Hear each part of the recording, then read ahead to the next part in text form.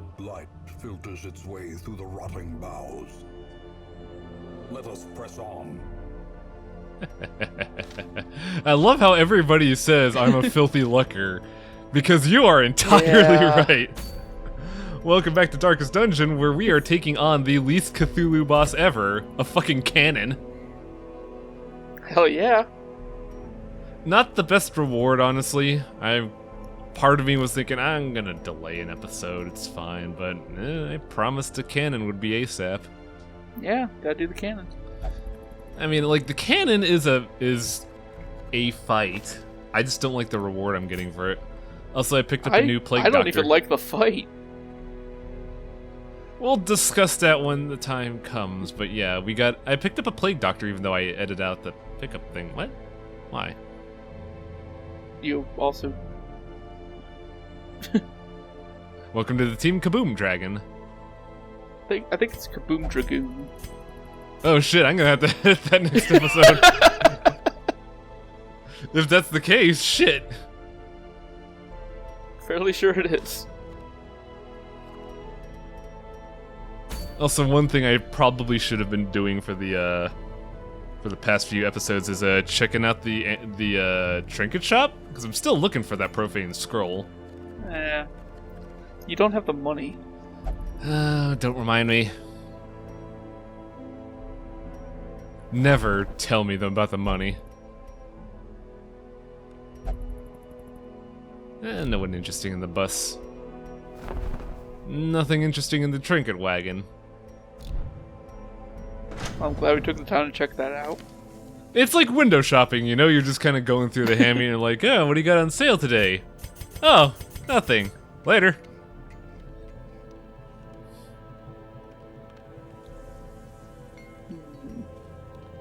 Wanted to get armor smithing up there because I'm getting to the point where I kind of really need that. You do. Fan the flames, mold the metal. We are raising an army. That's a good quote. We're raising an army of 24 dudes. I mean, we kind of saw that could be effective with my... No, we didn't. Fucking my Mountain Blade streams were garbage. They were the worst streams ever. I mean, you should have at least put the cattle drive on YouTube. I mean, I still can. That was the worst thing ever, dude. Why would you sit there and tell me that's a good game when that's there? When we told you it was a good game, we were omitting the cattle drive, okay? That's the one bad part. Okay, that's one of two bad parts of Mountain Blade. For those that don't know, I tried to stream Mountain Blade and it didn't really stick with me, but we did get a few yucks out of it.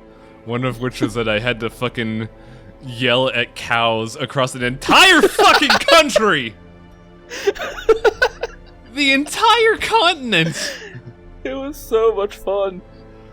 But anyways, I'm quite indecisive with who I want to bring with this because the cannon is a painfully uninspired fight.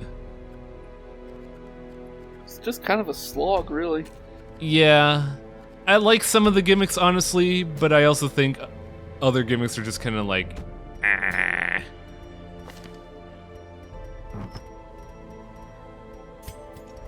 I am gonna say, though, that, like, as far as team composition for this fight, Abomination is really, really good. Really? Yeah. How so?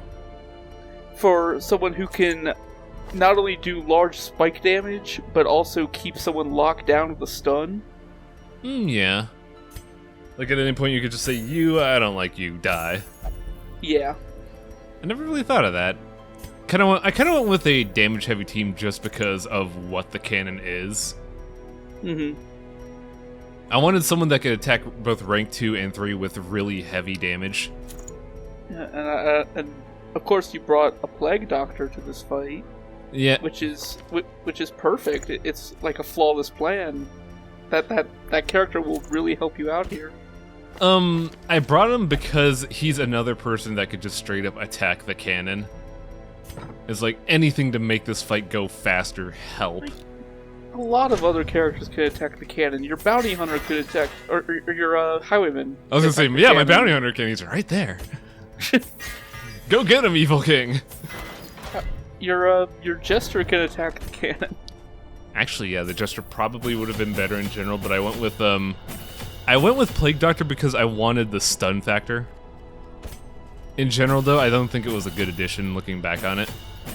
Especially with what happens, I believe, halfway through the mission. Though, we do get to see me use a skill for something that you never really see with the Plague Doctor, the knife.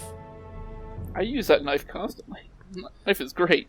It's like the occultist knife, where it's surprisingly good, but you never really use it because you think, oh, it is a doctor, you will just heal with it. Here, heal, bitch. But yeah, knife is like full damage attack, good heal proc, good accuracy. My only beef with it is that it's not as like movement versatile as the occultist knife, but it's still really good.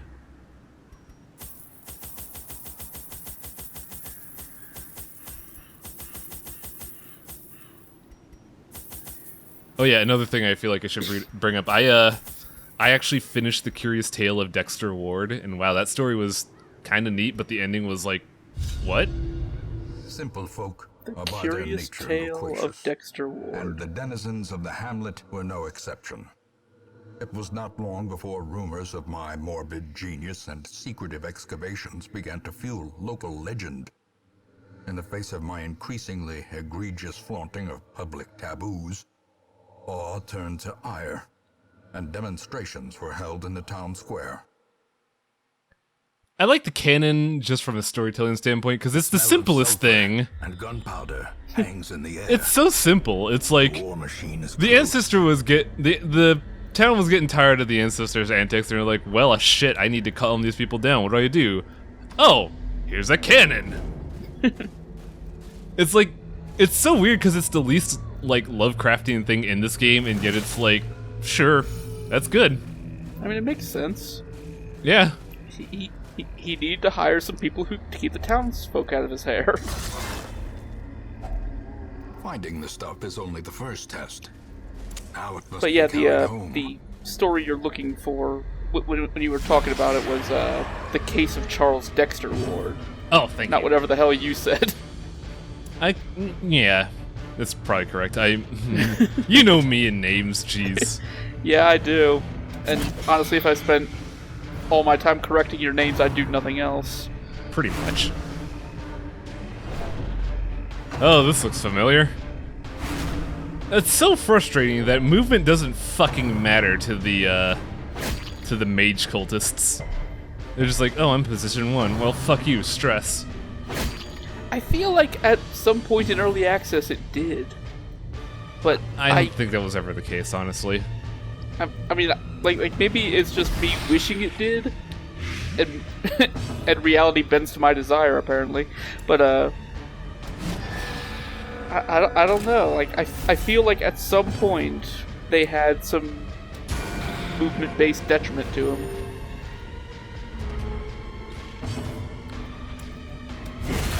Decimated. So, if you're wondering why damage is so abnormally high, that town event we got at the beginning of the game gave us 15% more damage. And that, like, I'm pretty damn sure that in this game damage is rounded up, so technically we're doing 20% more damage, which is making us hit like a truck. Like, in between the bounty hunter and the man-at-arms, we're gonna be killing a lot of people fast. And I should also preface this video by saying this is not a great sample case of how the boss fight's gonna turn out. Oh no, the Satan skull made me a bad gambler.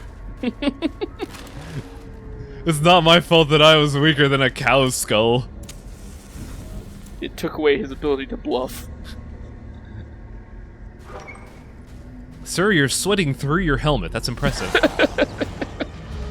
Dog stack. Yeah. Fuck you.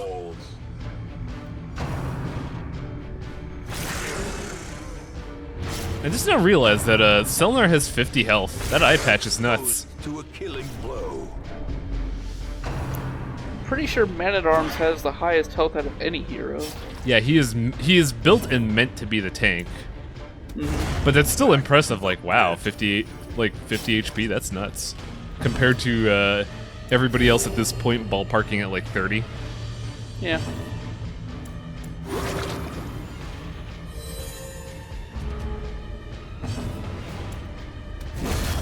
Oh, that Town of It is so good. Yeah, I was really lucky you got that here instead of, when you were going after Cove bosses.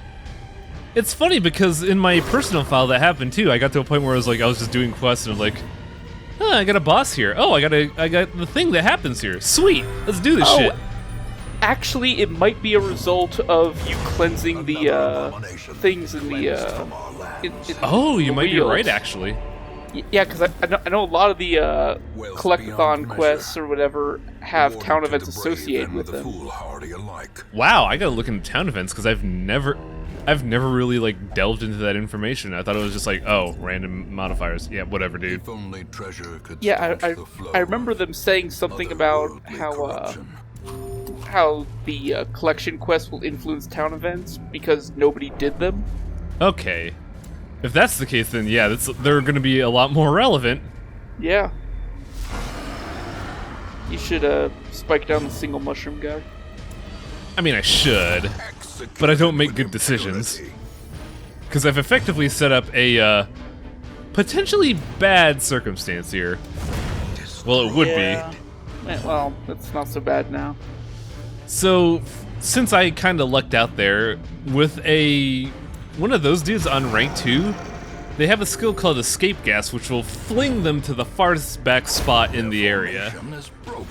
And with this particular formation, you can have a situation where they chain that attack and your front team gets blighted to hell and back.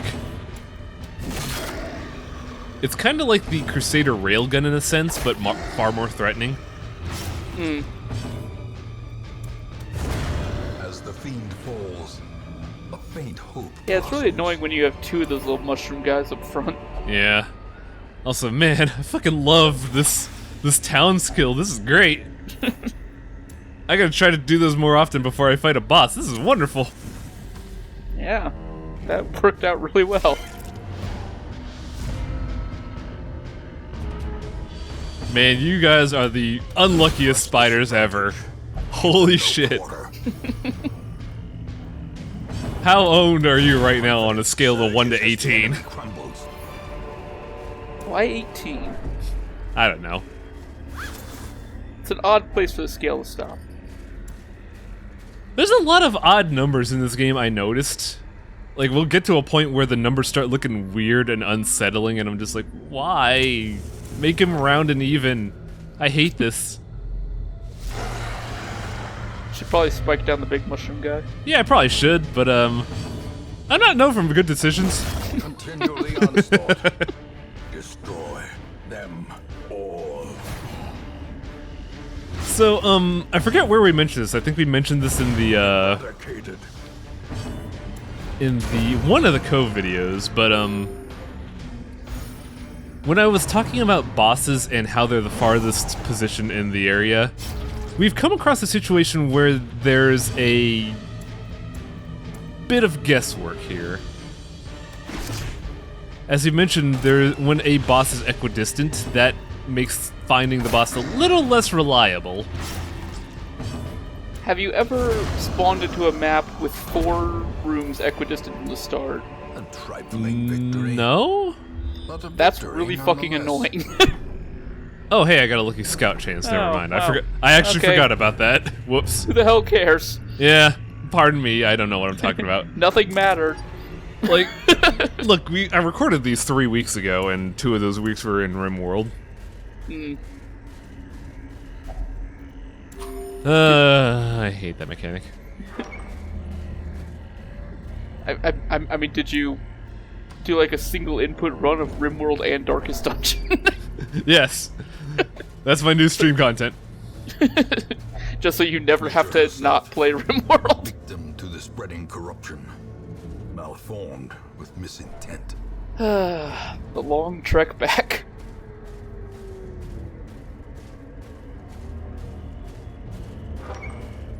I mean, I don't know why you even bother, like, walking back. You knew there wasn't a fight in there. I wanted to get the buff. Close, in tenuous firelight, and uneasy I mean, companionship. you get the buff if you just camped in the room and then went through the hallway. That's actually a good point. I think I was anticipating a possible collector or random spawn. I mean, that would only happen if you didn't scout the hallway. Yeah. I mean, you knew there wasn't a fight in there, so walking backwards and doing this was completely pointless. I think the issue was if I go into the hallway, it could have spawned, but I didn't realize that it didn't spawn, so I just went to the hallway out of reflex. And I can't change skills while I'm in camp. That's so weird. Huh. I think that's because if you're anticipating an ambush, then you can't really prepare for that. That's really weird. The promise of safety. A little bit. Now, a thing that I feel bears mentioning is that I changed out my what's the word I'm looking for? My bounty hunter skill. There we go. From get over here to finish him. Mainly because move doesn't fucking matter here. No. So here's the boss. A giant cannon. So this boss is a gimmick that I kinda like, but it's also like the boss itself is not great. The gimmick is it's a cannon. You need to light a cannon for it to fire, ergo you have a matchstickman here. Now the matchstickman has -20 speed. It is designed to go last all the time. If you don't kill the matchstickman before the end of the turn, he will light the cannon and you will get fucked. Yeah. Now, to counter this situation, at the beginning of every turn, the cannon will summon reinforcements somehow. One of them always being a matchstickman, the other being either the knife bandit or the gun bandit. It doesn't always spawn the knife bandit or the gun bandit, I've noticed. It's a roughly either 40 or 60% chance, I'm not quite sure which. Also, I was freaking out there because the dream was finally real. I could use finish him and get the damage bonus. It felt really good. It also helps that the matchstick guy has very low health. Yeah. Now here's the big issue. Movement doesn't matter in this fight because no matter where the matchstickman is, he could always light the gun. For a while I thought that if you could pull the matchstick man out in front of the cannon, he couldn't do it. Nope. No, it makes sense, honestly, because if he's in front, he's got a long stick, he's like, well, fuck you guys, light. Yeah. But you want to kill the guy, and then from there, it's a matter of just beating down a cannon, which sucks, because he has 200% resistance to everything. Can't stun him, can't debuff him, and remove the protection, which is the worst! He also has 70% protection. Well, he has 100% resistance to move, but that doesn't matter? Yeah, he can still do anything from anywhere. But he has high protection, high status resist, and a lot of HP for what he is. And this, once you realize how this gimmick works, the fight is really slow. Yeah. The first time I ever fought this boss ended with like an 18-turn just slugfest. Yeah. And I was really tired by the time that fight ended. Now there is an interesting thing about the cannon that no one will ever see, because it is the rarest thing in the game, in my opinion. When the matchstickman lights the cannon, there are two possible outcomes. The first outcome, a 95% chance to happen, is, kaboom, 20 damage to everybody on your team, get fucked.